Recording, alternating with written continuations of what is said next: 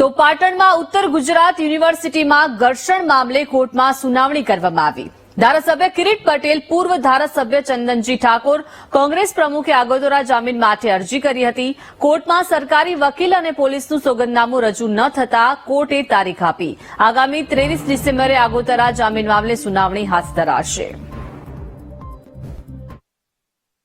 પાટણના ધારાસભ્ય, સિદ્ધપુરના ભૂતપૂર્વ ધારાસભ્ય અને બીજા આરોપીઓ સામે જે પોલીસે એફઆઈઆર દાખલ કરી છે, એ એફઆઈઆર માં ધરપકડ એમની ન થાય એ બાબતે એક આગોતરા જામીન અરજીની સુનાવણી હતી।